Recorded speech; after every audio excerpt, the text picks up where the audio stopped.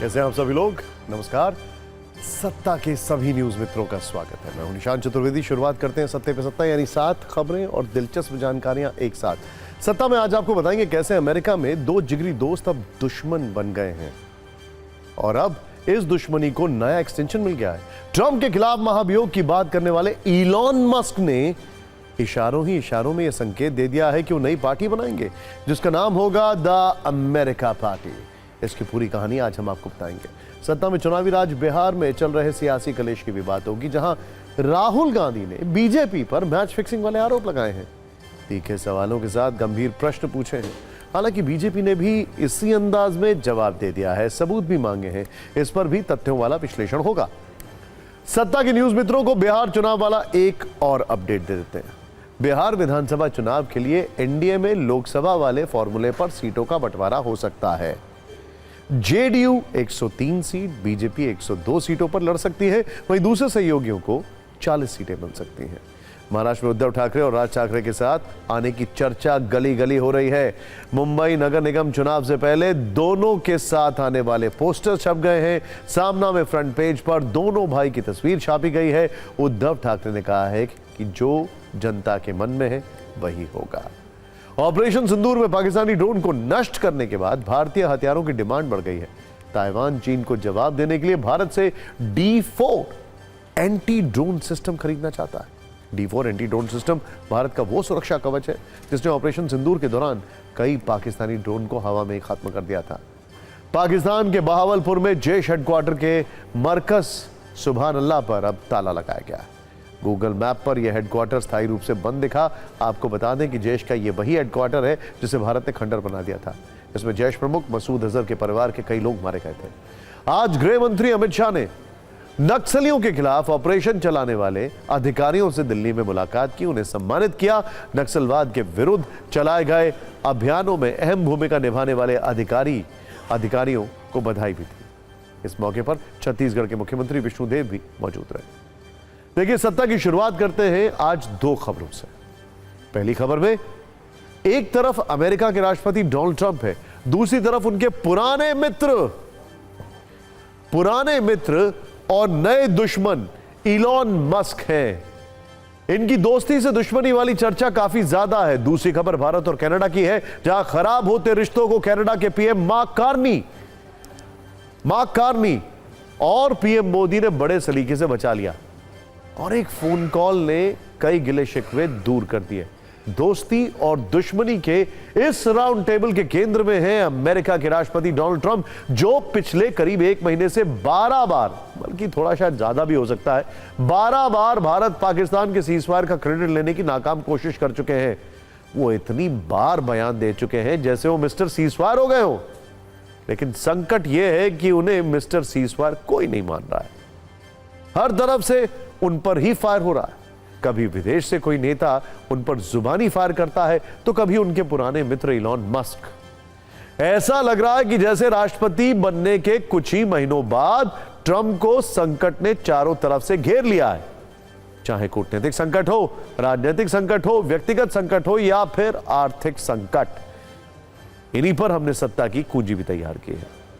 देखिए, इसकी शुरुआत वैश्विक कूटनीति के मोर्चे से करते हैं, जहां ट्रंप के दावे और असली नतीजे बिल्कुल उलट हैं। ट्रंप अब तक ईरान संकट को सुलझाने में नाकाम रहे।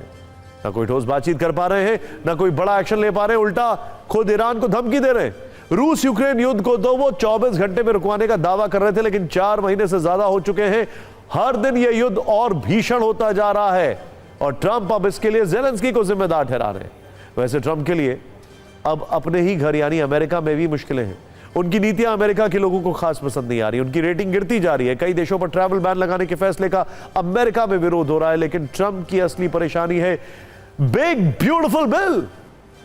यह वही बिल है जिसको लेकर मस्क और ट्रंप की दोस्ती दुश्मनी में बदल गई।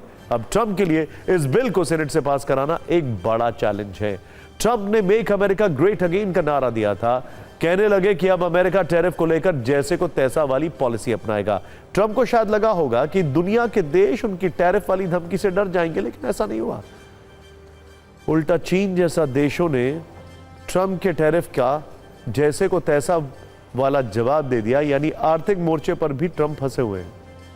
अमेरिका पर कर्ज का बोझ बढ़ रहा है, रोजगार का संकट है, लेकिन ट्रंप के लिए फिलहाल असली संकट है इलॉन मस्क से निपटना, जो उन पर लगातार निजी हमले कर रहे हैं, यौन शोषण जैसे गंभीर आरोप लगा रहे हैं, ट्रंप को कुर्सी से हटाने के लिए महाभियोग वाला कैंपेन चला रहे हैं। ट्रंप और मस्क के बीच दुश्मनी बढ़ती ही जा रही है, दोनों में कोई रुकने का नाम नहीं ले रहा, यानी जुबानी फायरिंग में फिलहाल सीज फायर की गुंजाइश नहीं। मस्क के गंभीर आरोप के बाद ट्रंप बहुत गुस्से में हैं। उन्होंने कहा कि बेचारे मस्क को कोई दिक्कत है क्या? कल तक जो मस्क ट्रंप के लिए देशभक्त थे, कर्मठ थे, वो आज बेचारे हो गए। यही ट्रंप का तरीका है, आज दोस्त तो कल दुश्मन। ट्रंप ने कहा कि उनके पास मस्क से भी जरूरी काम है, इसीलिए वो उनसे बात नहीं करना चाहते। तेवर मस्क के भी नरम नहीं है। उन्होंने भी कह दिया है कि अमेरिका अब की राष्ट्रपति की कुर्सी सिर्फ 3.5 साल की बची है, मेरे पास अभी 40 साल है। दोनों की लड़ाई के वीडियो सबूत वाली ये रील आपको देखनी चाहिए, फिर ट्रंप की नाकाम कूटनीति वाले कुछ और सबूत भी बताएंगे।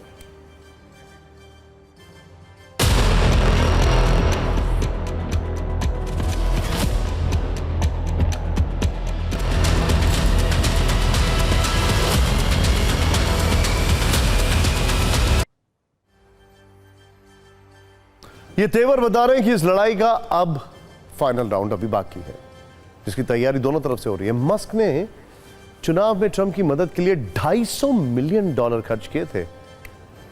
अब मस्क ट्रंप के खिलाफ अपनी दौलत का इस्तेमाल कर सकते हैं। हो सकता है मस्क कुछ दिन में डेमोक्रेट्स को फंडिंग देने का ऐलान भी करें, क्योंकि ट्रेडिशनली मस्क जो हैं वो बेसिकली डेमोक्रेट्स के साथ थे। अगर आपको याद होगा, उन्होंने बाइडेन को भी काफी सपोर्ट किया था।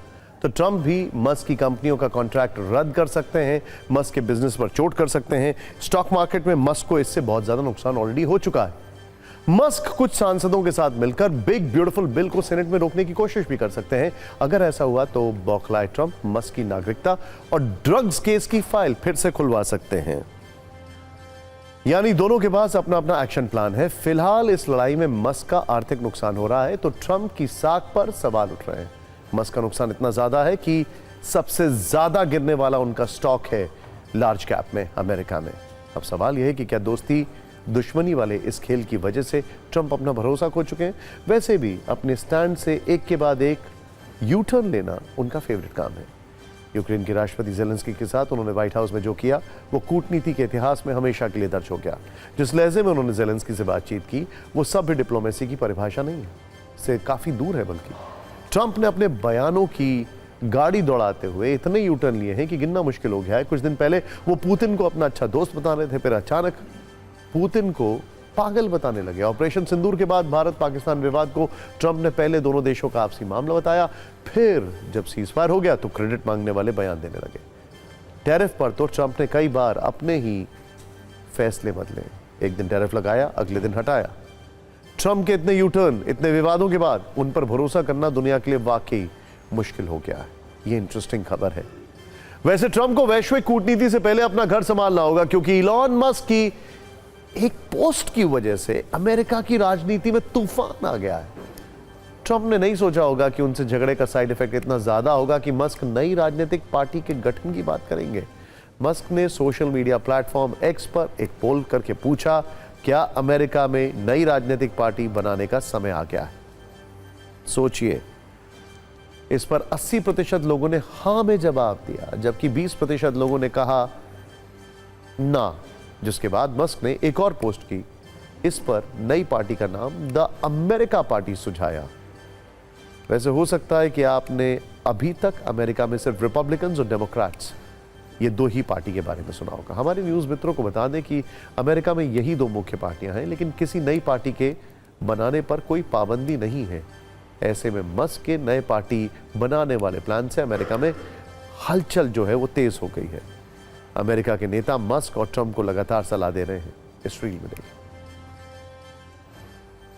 1968 में आखिरी बार थर्ड पार्टी आई थी। 1968 द इंडिपेंडेंट अमेरिकन या the American independent, George Wallace की।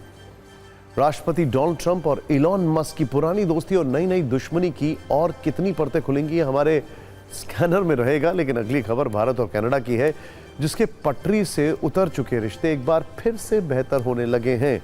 कल सुबह तक ये सवाल उठ रहे थे कि जस्टिन ट्रूडो की खोदी गई खाई क्या कनाडा के नए प्रधानमंत्री मार्क कार्नी भर पाएंगे, और शाम तक इसका जवाब आ गया है। कनाडा के पीएम कार्नी ने खुद प्रधानमंत्री नरेंद्र मोदी को फोन किया और ग्रुप 7 समिट में आने का निमंत्रण दिया है। कल पहले पीएम मोदी ने और फिर मार्क कार्नी ने सोशल मीडिया पर इसकी जानकारी दी। प्रधानमंत्री मोदी ने लिखा कि कनाडा के प्रधानमंत्री मार्क कार्नी ने फोन करके G7 समिट के लिए निमंत्रण दिया है। समिट में कार्नी से मुलाकात का बेसब्री से इंतजार है।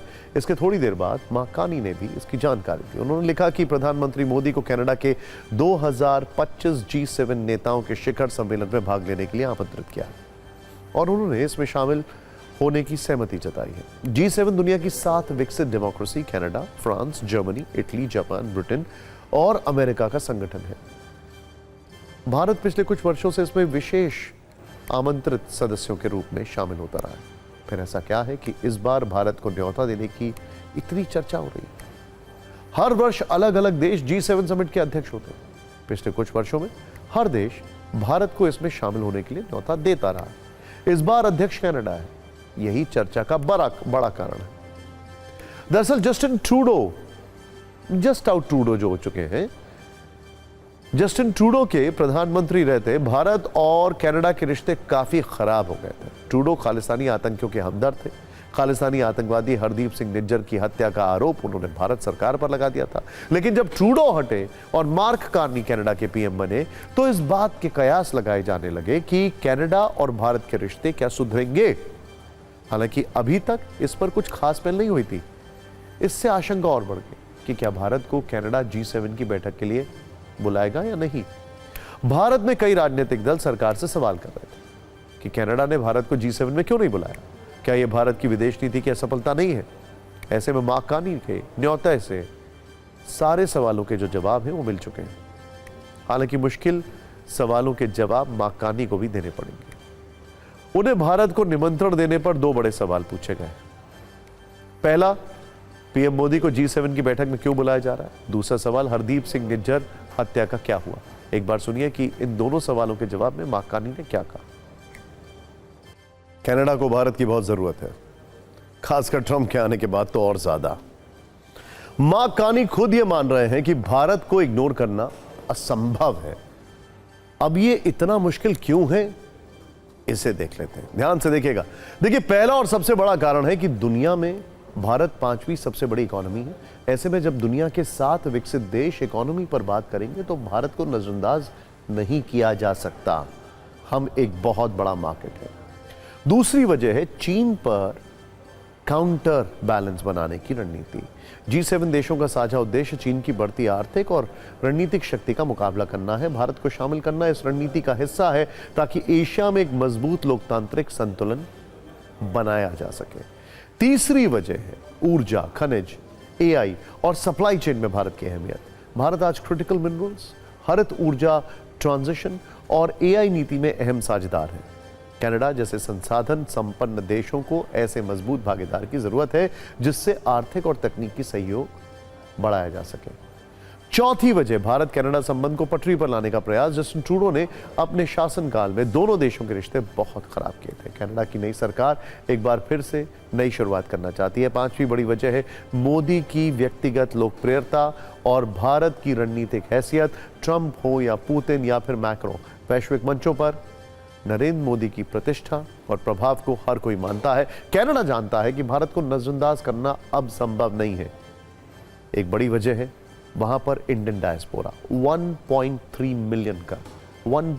मिलियन का इंडियन डायस्पोरा, जिसको कनाडा इग्नोर नहीं करना चाहता। कनाडा के पीएम मार्क कार्नी स्वयं एक अर्थशास्त्री हैं और वो भारत की आर्थिक ताकत को समझते हैं। भारत को ग्लोबल साउथ का प्रतिनिधि भी कहा जाता है। ऐसे में G7 में भारत को बुलाना उनके लिए जरूरी था। वैसे तो वैश्विक कूटनीति और देसी राजनीति दोनों अलग अलग बात है, लेकिन भारत में G7 वाली कूटनीति पर खूब राजनीति हो रही है। कल तक जो विपक्ष निमंत्रण नहीं मिलने का मुद्दा बना रहा था, अब वो नए नए तर्कों से सरकार पर हमले कर रहा है।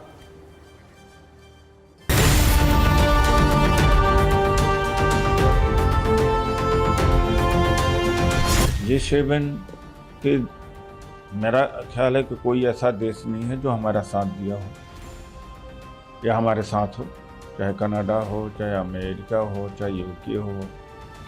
तो अब देखना है कि कितना लाभ हो, कितना नुकसान होगा। लेकिन मोदी जी हाईटेक जहाज लेकर के पूरे दुनिया में घूमते रहते हैं और जितना ही घूमेंगे उतना ही भारत का नुकसान होगा। कनाडा के प्रधानमंत्री ने न केवल भारत को इनविटेशन दिया है, न केवल प्रधानमंत्री मोदी से बात की है, बल्कि उन्होंने बताया कि इंडिया का होना बहुत महत्वपूर्ण है। उन्होंने तो एक प्रकार से भारत को प्राइम पोजीशन में रख के इनवाइट किया है और तब से तो कांग्रेस पार्टी को काटो तो खून नहीं है।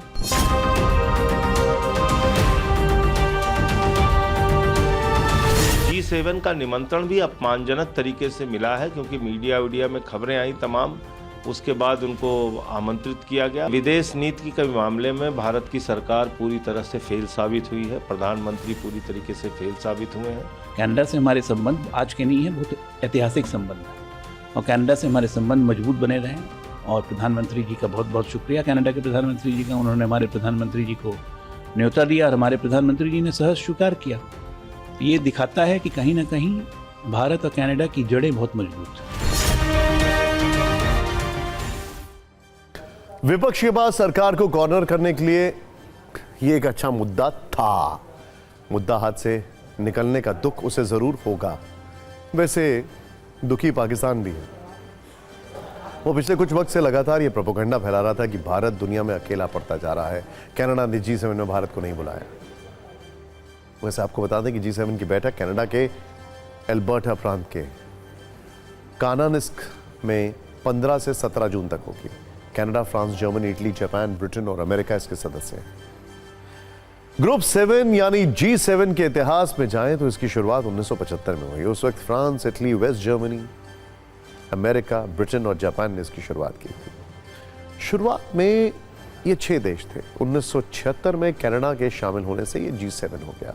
1998 में G7 संगठन के दूसरे फेज की शुरुआत हुई और रूस को इसमें शामिल कर लिया गया। लेकिन 2014 में क्रीमिया में रूस की घुसपैठ के बाद से उसे G7 से बाहर कर दिया गया।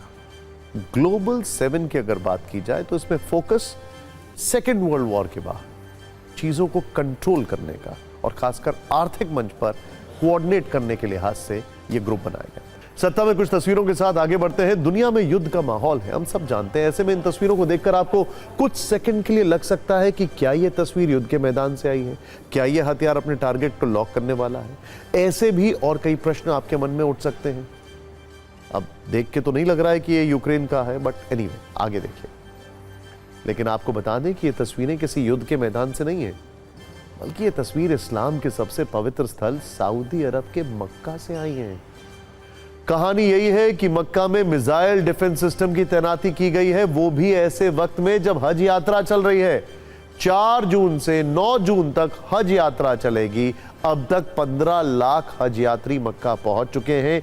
इन्हीं लोगों की सुरक्षा के लिए तैयारी की गई है, मिसाइल डिफेंस सिस्टम की तैनाती की गई है। Excuse me. पिछले हादसों से सबक लेते हुए इस बार सुरक्षा के हाईटेक इंतजाम, जिसका एक सबूत आप टीवी स्क्रीन पर देख रहे हैं। सऊदी अरब के रक्षा मंत्रालय ने सोशल मीडिया पर यह तस्वीरें शेयर की हैं। Excuse me. यह जमीन से हवा में मार करने वाला मिसाइल सिस्टम है। नाम है पेट्रियट MIM-104। सऊदी अरब के रक्षा मंत्रालय की ओर से कहा गया है कि शहर के चारों तरफ इस मिसाइल सिस्टम को तैनात किया गया है।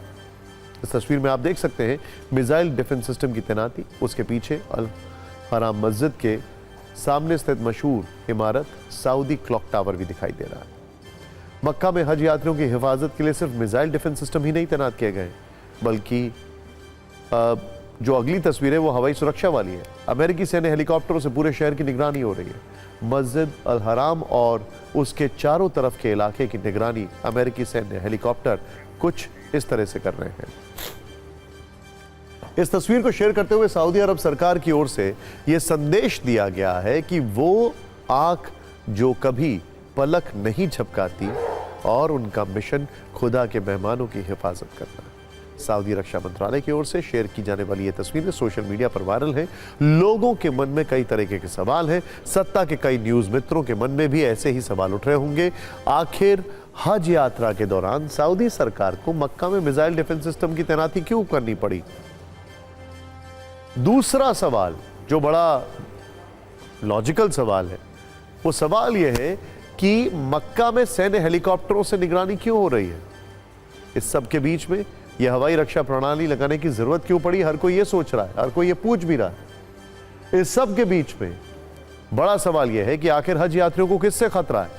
सोचिए, सऊदी अरब की सरकार हज यात्रियों की सुरक्षा को लेकर इतनी चिंतित क्यों है? सऊदी अरब में युद्ध जैसी सुरक्षा क्यों है?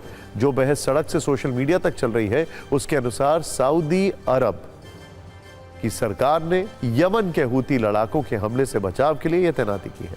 सऊदी अरब की सरकार को इस बात का शक है कि हूती लड़ाके हज यात्रा के दौरान हमला कर सकते हैं। तो सवाल है कि क्या हूती विद्रोही हज यात्रा पर हमले की साजिश रच रहे हैं? ऐसे सवालों की सबसे बड़ी वजह है सऊदी अरब और हूती विद्रोहियों की पुरानी दुश्मनी। सऊदी के नेतृत्व में हूतियों के खिलाफ सैन्य कार्रवाई हो चुकी है। इस एक्शन के बाद कई बार हूती लड़ाकों ने सऊदी अरब के शहरों को मिसाइल से निशाना बनाने का दावा किया है। यहां पर नोट करने वाली बात यह है कि सऊदी अरब पहले भी यह आरोप लगा चुका है कि हूती लड़ाके मक्का पर मिसाइल से अटैक कर चुके हैं। सऊदी अरब और हूती विद्रोहियों की दुश्मनी की कहानी बहुत पुरानी है। इसके कई वीडियोस आप अगर सोशल मीडिया पर देखें तो आपको मिल भी जाएंगे। अगर गुटों के हिसाब से भी देखें तो सऊदी अरब के साथ अमेरिका है, जबकि हूती विद्रोहियों के साथ ईरान है। अमेरिका और सऊदी अरब के दावों के अनुसार ईरान ही हूती विद्रोहियों को हथियार मुहैया करवाता है। दावा यह भी है कि ईरान ने हूती विद्रोहियों को बैलिस्टिक मिसाइलें तक मुहैया कराई हैं, जिनसे वर्ष 2017 में सऊदी अरब की राजधानी रियाद पर हमला किया गया था। लेकिन सऊदी अरब में हज यात्रियों के लिए सैन्य हेलीकॉप्टर वाली सुरक्षा का दूसरा पहलू भी है। इंटरेस्टिंग बात यह है कि कहा यह जाता है कि अगर ईरान ने न्यूक्लियर टेक्नोलॉजी बना ली तो सऊदी अरब पहला मुल्क होगा उसके बाद जो न्यूक्लियर वेपन्स अपने पास रखना चाहे, ऐसा कहा जाता है। खैर देखिए, अब वजह समझिए। 47 साल पहले मक्का में घटी एक घटना को माना जा रहा है जो दुश्मनी का जिक्र हम कर रहे हैं। आपको बता दें कि 20 नवंबर 1979 को 300 हमलावरों ने मक्का पर कब्जा कर लिया था। उन्होंने हजारों तीर्थयात्रियों को बंधक बना लिया था। इस खास दिन पर दुनिया भर से लाखों मुसलमान हज करने मक्का पहुंचे थे। सुबह में नमाज के कुछ देर बाद ही एक कट्टरपंथी नेता और उसके 300 हथियारबंद समर्थकों ने मस्जिद पर कब्जा कर लिया। उन्होंने हजारों तीर्थयात्रियों को बंधक बना लिया। ये वे सऊदी शासक को सत्ता से हटाने की मांग कर रहे थे। आपको ये जानकर आश्चर्य होगा कि दुनिया की सबसे बड़ी मस्जिद में 2 हफ्ते तक भयंकर लड़ाई चली, सैकड़ों लोग मारे गए। आखिरकार सऊदी सेना ने मस्जिद पर फिर से कंट्रोल हासिल किया और बंधकों को छुड़ाया। इसका असर यह हुआ कि आज तक सऊदी की सरकार हज यात्रियों की सुरक्षा को लेकर फिक्रमंद रहती है। सऊदी अरब की चिंता को आप ऐसे भी समझ सकते हैं कि हज यात्रा के कुछ दिन पहले सऊदी के गृह मंत्रालय की ओर से प्रेस कॉन्फ्रेंस की गई थी। इस दौरान तीर्थयात्रियों की सुरक्षा को और बेहतर बनाने की जानकारी दी गई। यह भी बताया गया कि शांति व्यवस्था, क्राउड मैनेजमेंट, ट्रैफिक और इमरजेंसी की स्थिति से निपटने के लिए क्या क्या तैयारियां हैं। हज यात्रियों की 5000 कैमरों की मदद से निगरानी की जा रही है। हज यात्रियों के लिए हिफाजत वाली तैयारी का एक हिस्सा है missile defence system patriot MI-104।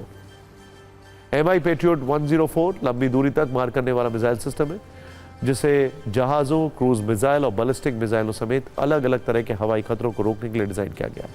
यह अपने आधुनिक रेडार के लिए भी जाना जाता है। यह एक साथ कई लक्ष्यों को ट्रैक कर उनको नष्ट कर सकता है। यह डिफेंस सिस्टम 150 किलोमीटर दूर से टारगेट को तबाह कर सकता है। दुनिया को पता है कि ऑपरेशन सिंदूर के दौरान भारत ने स्वदेशी हथियारों से न सिर्फ पाकिस्तानी अड्डों को खंडर में बना दिया, बल्कि चीन और तुर्की वाले हथियारों को भी हवा में ही खत्म कर दिया। ऐसे में चीन का दुश्मन नंबर 1 ताइवान भारत में निर्मित हथियार खरीदना चाहता है। इस हथियार से चीन को शिकस्त देना चाहता है। ताइवान ने जिस भारतीय हथियार को खरीदने की इच्छा जताई है, उस स्वदेशी बाहुबली का नाम है D4 एंटी ड्रोन सिस्टम। इसका निर्माण DRDO और भारतीय इलेक्ट्रॉनिक्स लिमिटेड ने किया है। यह भारत का पहला स्वदेशी एंटी ड्रोन सिस्टम है। D4 एंटी ड्रोन सिस्टम की शक्ति समझने से पहले आप इसका पूरा नाम जानिए और यह जानिए कि क्यों दुश्मन इसके नाम से कांपते हैं। D4 का फुल फॉर्म आपको बताएंगे। तो ड्रोन डिटेक्टर, डिटर और डिस्ट्रॉय है। मतलब कि सभी डी दुश्मनों को दी एंड का मैसेज दे रहे हैं। ये संदेश कैसे दिया जा रहा है, इसे 3 बातों से समझिए। D4 anti drone system 3 kilometre दूर से ही दुश्मन ड्रोन को ट्रैक कर लेता है। 360 डिग्री कवरेज के साथ कोहराम मच जाता है। सबसे बड़ी बात, इसके पास हर दिशा से आने वाले ड्रोन को नष्ट करने की क्षमता है। अब ताइवान की जरूरत को समझिए। चीन पिछले कुछ दिनों से लगातार ताइवान के हवाई अड्डों और समुद्री इलाकों के आसपास ड्रोन भेजकर जासूसी कर रहा है। ताइवान को डर है कि चीन उसकी रेकी कर उस पर खतरनाक हमला कर सकता है। ऐसे में ड्रैगन के ड्रोन नष्ट करने के लिए ताइवान को एक मजबूत प्रणाली की जरूरत है, जो हमारे पास है।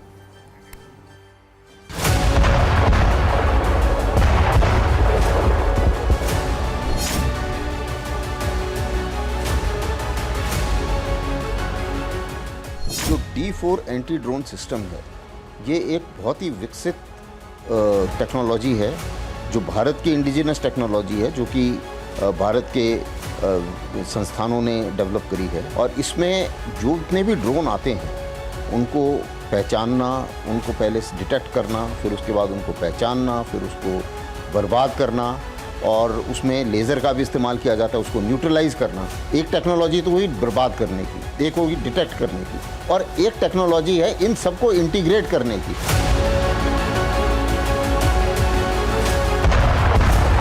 ये काफ़ी कॉम्प्लेक्स टेक्नोलॉजी है, जिसका बहुत ही सफल परीक्षण ऑपरेशन सिंदूर के टाइम पर हुआ और पूरे विश्व ने इसको देखा। तो जाहिर है कि ये टेक्नोलॉजी ऐसी है जिसको कोई भी हासिल करना चाहेगा।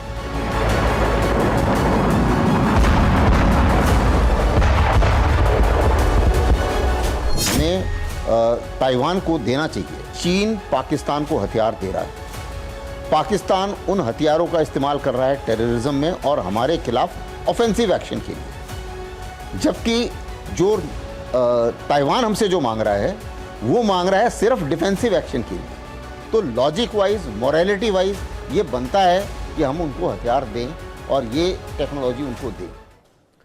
D4 एंटी ड्रोन सिस्टम के 2 मोड हैं। मतलब ये दुश्मन की शक्ति देखकर 2 तरह से प्रहार करता है। पहला मोड है हार्ड किल। इसमें एंटी ड्रोन सिस्टम दुश्मन ड्रोन को लेजर बीम से नष्ट करता है। दूसरा है सॉफ्ट किल। ये दुश्मन ड्रोन को नीचे गिरा देता है। लेजर बीम से उस ड्रोन का नेविगेशन बिगड़ सकता है। जब ताइवान को यह ड्रोन सिस्टम मिल जाएगा तो वो चीन की साजिशों को इसी तरह खत्म कर पाएगा। अब राजनीतिक कुंजी खोलते हैं, जहां टकराव कांग्रेस वर्सेस चुनाव आयोग में है। लोकसभा में नेता विपक्ष और कांग्रेस के बड़े नेता राहुल गांधी कल बिहार के दौरे पर थे। आज उन्होंने नवंबर महीने में होने वाले बिहार चुनाव में महाराष्ट्र वाली घटना रिपीट होने का डर दिखाया है। इसके लिए राहुल गांधी ने आज एक साथ देश के कई अखबारों और कई भाषा में एक लेख लिखा है। इस लेख में चुनाव आयोग पर सवाल उठाए गए हैं और कुछ तीखे सवाल पूछे गए हैं। राहुल गांधी ने इस लेख का शीर्षक दिया है, चुनाव की चोरी का पूरा खेल। इसमें उन्होंने लिखा है कि 2024 का महाराष्ट्र विधानसभा चुनाव लोकतंत्र में धांधली का ब्लू प्रिंट था। राहुल गांधी ने यह भी दावा किया है कि चरणबद्ध तरीके से पूरे चुनाव को हाईजैक किया गया। राहुल गांधी के दावे के मुताबिक महाराष्ट्र में चुनाव चोरी का पहला स्टेप चुनाव आयोग की नियुक्ति करने वाले पैनल पर कब्जा करना था। दूसरा स्टेप वोटर लिस्ट में फर्जी मतदाता जोड़े गए। तीसरे स्टेप में मतदान प्रतिशत बढ़ा चढ़ाकर दिखाया गया। चौथे स्टेप में जहां बीजेपी को जिताना था वहां टारगेट करके फर्जी वोटिंग कराई गई और 5वां स्टेप था सबूतों को छुपाया गया। राहुल गांधी के इन आरोपों पर राजनीति तो हुई, लेकिन चुनाव आयोग ने भी जवाब दिया। चुनाव आयोग ने अपने जवाब में कहा कि महाराष्ट्र की मतदाता सूची के खिलाफ लगाए गए निराधार आरोप कानून के शासन का अपमान है। चुनाव आयोग ने 24 दिसंबर 2024 को ही कांग्रेस को सभी तथ्य दे दिए थे। चुनाव आयोग ने यह भी कहा कि राहुल गांधी बार बार ऐसे मुद्दे उठाते समय सभी तथ्यों को पूरी तरह नजरअंदाज करते हैं।